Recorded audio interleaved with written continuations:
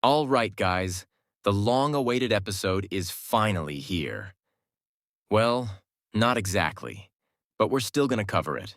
The episode starts with Jinwoo sleeping and then attending a call from Gina, telling him that he's late for the meeting in her school. And then soon after it, we get to see Rizwoo in his sister's school. And of course, he became a source of attraction, and unknowingly rizzing up every high school girl around him, that even Gina tries to tease him up. Next thing we saw was his meeting with her teacher, who got to know that he's a hunter, where she made requests to him to convince a student not to become a hunter, who turns out to be Gina's friend. And the next thing we saw was a conversation between Jinwoo and the student Han Song-yi, who's an E-rank hunter, where she clearly states that she'll not quit being a hunter, and then Jinwoo told her to come with him. The scene changes, and we get to see Jin Chul meeting up with the S-rank hunter Hwang Dong-soo. Where Jin Chul asks how long are you planning to stay, and he tells him that he will be here just for a while only. And then Jin Chul asks, did you came back to your homeland you betrayed to meet those two people? Well, Dong-soo told him to not play dumb because he knows why he's here after all and asked him, are you going to stop me? Where he replies, that I'm here just to do my job. Again, the scene changes and we see the conversation between Choi Jong-in and Go Gun-hee about the Jeju island and the ant body with the wings they found in their way. He reports it to Gun-hee and warns him about the evolving ants and asks him to look over it. Once again, the scene switches, and we get to see a C-rank gate where Jinwoo arrives with Song-yi to join a training exercise. Jinwoo reached out to his contacts in the White Tiger Guild and managed to get both her and himself in. He attempts to expose Han Song-yi to the dangerous reality of being a hunter and gives her an experience of a dungeon, where he decides to observe her skills. But soon as they enter the dungeon gate, something goes wrong. The normal dungeon gate becomes a red gate. Jinwoo soon senses it and tries his best to get out of it. But it's impossible to get out of a red gate, unless the dungeon boss is defeated, or the whole team gets killed, or a dungeon break occurs. After they got stuck inside, they found themselves stranding on a freezing snow-covered landscape. As they were confused about what to do, they got attacked by some ice elves, and one of them tried to provoke Jinwoo, and yeah, it was definitely kinda hyping to see him angry. After the elves left, the A-rank hunter Kim Chul decides to take the lead and decides to make a separate team to clear out the dungeon boss, and he takes the strong ones only and decides to leave C-rank and lower hunters behind. But another hunter named Park Heejin asks if she can join the other team. Chul tells her to do whatever she wants. After joining Jinwoo's team, she asks him that, you aren't E-rank, are you? Component placement cause while the attack from the ice elves Jinwoo catches the arrows, which was stunning. And there she saw potential in him, and where she was sure that he probably an A rank, or maybe even higher than that.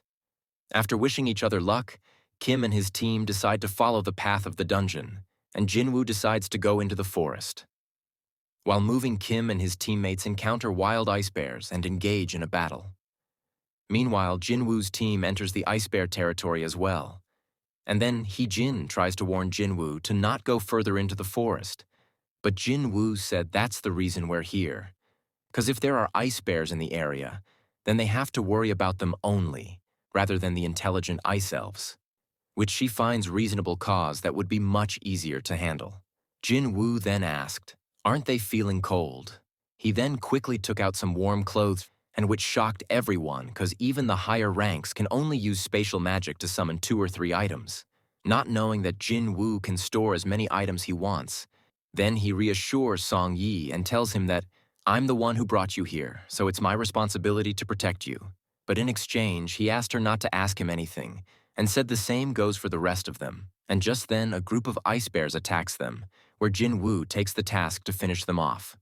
The scene switches to outside the dungeon, where Baek Yoon-ho, the guildmaster of White Tigers, arrived on the scene, where he found no way to save them, and keeping hopes on the hunters inside to came back alive. And here Sang-min tells Yoon-ho that there are 2 extra hunters who aren't the part of the team inside the dungeon, where he mentioned Sung Jin-woo and his reawakening status, which was not confirmed yet. And then Hwang Dong-soo arrived on the scene, which shocked everyone cause of his arrival in Korea. Yoon-ho asks what he's doing here. He then says that I'm looking for Sung Jin-woo who entered the dungeon, and Yoon-ho was shocked to know that he knows him. Jinchul thought that Jinwoo is very lucky that he got trapped in the Red Gate, where Huang Dongsu can't reach him, and wished him luck to get out of there alive. The scene switches back to Jinwoo, where he already defeated the Snow Bear Pack and gained a lot of experience and even got leveled up. And that amount of strength left everyone stunned. After that, they had nice mealtime with some fresh bear meat, and while they were eating, Sung decided to go for some more hunting in Ice Bear territory. And here Jinwoo uses his Shadow Army for the first time to take on the whole Ice Bear army, and here we saw our favorite shadow, Igris. That battle begins, and we get to see the fight between Jinwoo's Shadow Army and Ice Bears, and where Jinwoo saw that resummoning them drains a lot of mana. And soon after the Alpha Ice Bear appears and started to destroy every shadow in his way, lefting Igris. Jinwoo then commands him to take him, and then we get to see a pretty epic fight of Igris against the Alpha Ice Bear, and it was definitely brutal. And then he ends the battle by cutting off his head, where Jinwoo gets stunned by power and realizes that he would have stood no chance if Igris used his sword back then. And even when it looks like they're at the same power level, he still believes that Igris is quite stronger than him.